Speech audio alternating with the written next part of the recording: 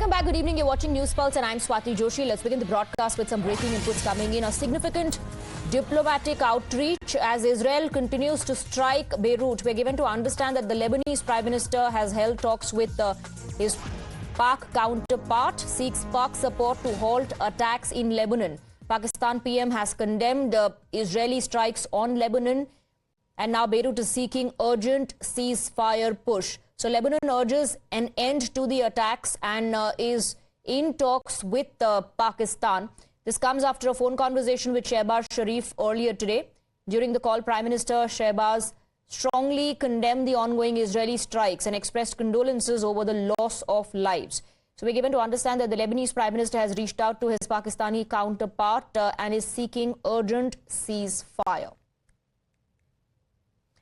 All right, let me in fact go across to Professor Steve Hanke, American economist and professor of applied economics, joining us on the broadcast. Thank you very much for giving us your time. The entire focus has now shifted on how the violation of ceasefire has happened, the utter chaos and confusion in what the terms and conditions are of both sides. Amid all this, the first impact was witnessed at the Strait of Hormuz, with the strait closing again, the situation there remaining volatile. You know, going forward, what is going to be the impact on global crude oil prices? What is your assessment? Okay, the first thing, I'm speaking to you from Johns Hopkins University in Baltimore, Maryland, where I'm a professor. The impact will be that prices go up. It's a pretty simple game, and I think even if the strait opened today, the prices by the end of this month will be higher than they are right now. And the main reason for that is that it takes about 4 to 6 weeks for oil to move from the strait to its final destination.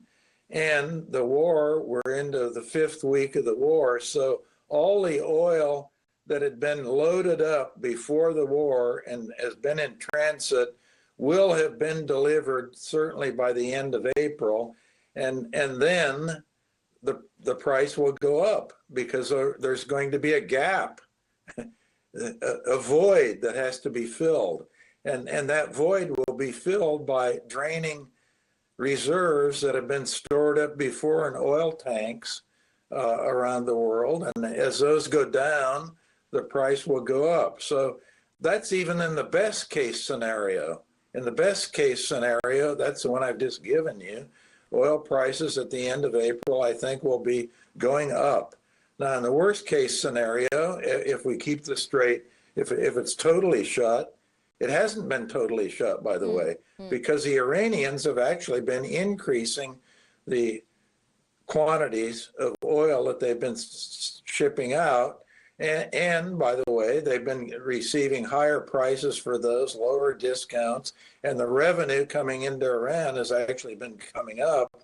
And as a result of that, the Iranian rial, and this is something that isn't reported, it's one of the strongest currencies now in the world. In the last month, it's appreciated about 11% against the US dollar, the Iranian rial has. So that's the situation in oil and the strait. The situation with the ceasefire is that we've never seen anything in writing, so no one knows what this ceasefire actually is. It's all smoke and mirrors, because the Prime Minister of Pakistan, for example, is an intermediary in the negotiations. He indicated that the ceasefire covered all lands that were being attacked by Israel and the United States. That would include Lebanon. Well, right after the Prime Minister of Pakistan said that, and that was agreed to by that's exactly what the Iranians said, the Israelis, Netanyahu, said, oh no, Lebanon isn't included. And then the United States slowly echoed and repeated the same thing that the Israelis said. And within 24 hours, you had a massive attack by the Israelis on Beirut. And now we have more attacks this morning. Absolutely.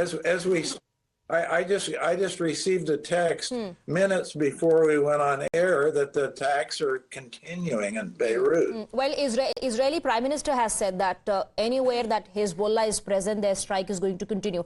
Now, it's an evolving situation. We also have some breaking developments coming in. I request you to please stay on with us. Just quickly, shifting focus to what we are picking up at the moment amid the escalating Middle East tensions. We're given to understand that Lebanon has called for direct talks with Israel. So, according to reports, Beirut now pushing for dialogue with Israel, a direct talk proposal coming in from the Lebanese government. And this, of course, comes amid the worst phase of Israeli attacks in nearly 6 weeks, suggesting that even as the conflict intensifies, there is a parallel push for diplomacy to ease tensions. Now, Professor Hanke was just talking about this, how the Pakistani Prime Minister went ahead with announcing that this ceasefire applies to all, which means Lebanon included. And then we see J.D. Vance saying that this is legitimate misunderstanding, Israel saying Lebanon was never part of the game.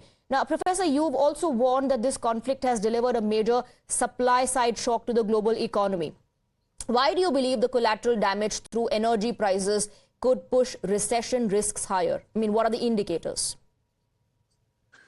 Well, for one thing, if you look, number one, it's very clear if you have oil prices being escalated, and they will go higher, by the way, that's a negative on economic growth, and particularly it's a negative you're in India, and in India and in Asia in general, with the exception of China, it's a big negative because they don't have the reserves, and they will have to be importing at higher prices, and that will, in India, for example, that will widen the current account deficit, and it'll have to be financed, and it'll put pressure on the rupee to go even lower.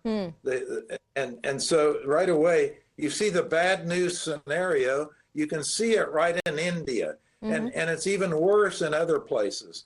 What about Taiwan? Taiwan makes chips, and the chips require helium to be produced, and most of the helium comes out of the Gulf. And if the Gulf is shut and they can't get helium, and the price of helium goes up, the only place that can get it is Russia, by the way. This will put a negative in Taiwan. Plus, they don't have storage capacity for oil in Taiwan. So Taiwan's hit. Sri Lanka is hit. Philippines are hit. Indonesia is hit. I can go down the list, and the oil supply shock hits all of these Asian countries, and it hits also the rest of the world, because oil is priced internationally. Everybody has to pay. You know, I also want to ask you about whether US has the fiscal capacity to continue military engagements. But before that, very quickly, once again, breaking inputs coming in on the broadcast, and the Israeli military has issued an evacuation warning for Beirut's southern suburbs ahead of possible attack.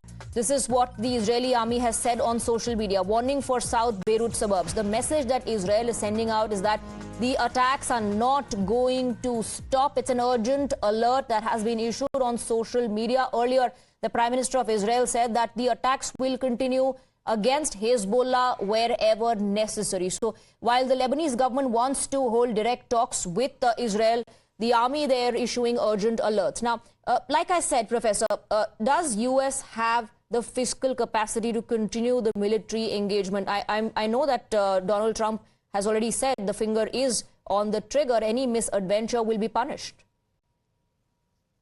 Well, let me just first remark on the breaking news. The breaking news is that the Israelis will do whatever they want to do, and they'll break any international law. They'll break the ceasefire. So the negotiations between the President Aoun, who, by the way, I just spoke to about 2 months ago, and Israel, they're kind of irrelevant, because Israel will just break the agreement. And you can see what they've done with this so-called ceasefire.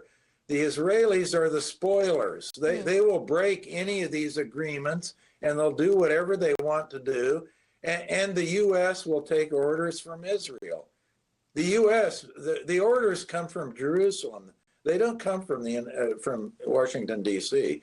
So that's the lay of the land. Now, back to your question, and that is, there is a concern that the U.S. is, like Israel, running out of munitions.